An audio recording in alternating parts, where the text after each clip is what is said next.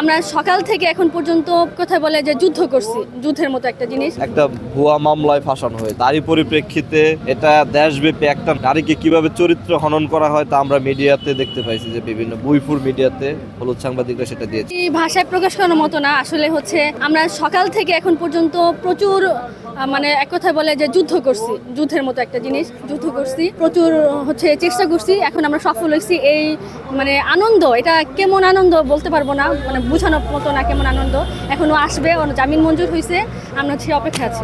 তো আপনারা জানেন যে জুলাইয়ের অন্যতম সম্মুখ সারিতে আমরা দেখতে পাইছি আমাদের সুরভি গাজীপুরের, তো তাকে একটা ভুয়া মামলায় ফাঁসানো হয়েছে। তারই পরিপ্রেক্ষিতে এটা দেশব্যাপী একটা নারীকে কিভাবে চরিত্র হনন করা হয় তা আমরা মিডিয়াতে দেখতে পাইছি, যে বিভিন্ন বইফুর মিডিয়াতে হলুদ সাংবাদিকরা সেটা দিয়েছিল। তারই পরিপ্রেক্ষিতে আমাদের যারা গাজীপুরের ছিল, জুলাইয়ের সম্মুখ সারির বশির আহমেদ অপু, নাবিল আল ওয়ালিদ, আরো নাম না জানা অনেকেই, আবার নাম জানা অনেকেই ছিল। সবাই মিলে জিলে আমরা তার পক্ষ অবস্থান নিয়েছি এবং আলহামদুলিল্লাহ কিছুক্ষণ আগে ওনার জামিন হয়েছে।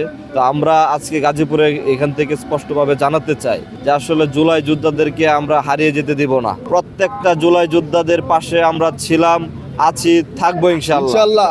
ওর একটা মিথ্যা মামলায় ফাঁসাই দিছে, জামিন পেয়েছে, তাদের জুলাই যোদ্ধারা সহযোগিতায় জামিন পেয়েছে। তাহরিমা জান্নাত সুরভি জুলাইয়ে গণঅভ্যুত্থানের অগ্রভাগের একজন যোদ্ধা এবং তিনি একটি মিথ্যা মামলায় আদালতে হাজির হয়েছেন এবং তাকে জামিন দেওয়া হয় নাই। আজকে যে ঘটনাটি আবার ঘটেছে, তার জামিন নামঞ্জুর করা হয়েছে এবং রাষ্ট্রপক্ষের আবেদনের প্রেক্ষিতে 2 দিন রিমান্ড মঞ্জুর করা হয়েছে।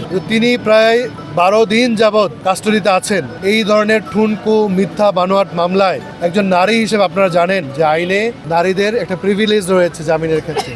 তারপরেও তিনি কারাগারে আছেন, তিনি জামিনে মুক্তি তো পানি নাই, উল্টু এজন্য একটা ঠুনকু মিথ্যা মামলায় তার 2 দিন রিমান্ডের আবেদন মঞ্জুর করা হয়েছে। এটি খুবই গর্হিত এবং তার বয়স কম, তিনি শিক্ষার্থী। এটি উল্লেখপূর্বক আমরা যখন উচ্চ আদালতে মানে এখানে জেলা দায়রা জজে যখন আমরা ক্রিমিনাল রিভিশন দায়ের করেছি এবং আমরা প্রত্যেকটি গ্রাউন্ড পুঙ্খানুপুঙ্খরূপে বলেছি এবং অন্তর্বর্তীকালীন জামিন চেয়েছি, তখন আদালত সন্তুষ্ট হয়ে 4 সপ্তাহের অন্তর্বর্তীকালীন জামিন মঞ্জুর করেছেন আমাদের যে গাজীপুর জেলা বার রয়েছে এর সাধারণ সম্পাদকের জিম্মায়। তো এর মধ্য দিয়ে আমরা ন্যায় বিচার যেমন পেয়েছি, আবার ভারাক্রান্ত মনে এটিও বলতে হচ্ছে যে সুরভির মতো জুলাই যোদ্ধারা জুলুমের শিকার, তা না হলে মামলা হতো না।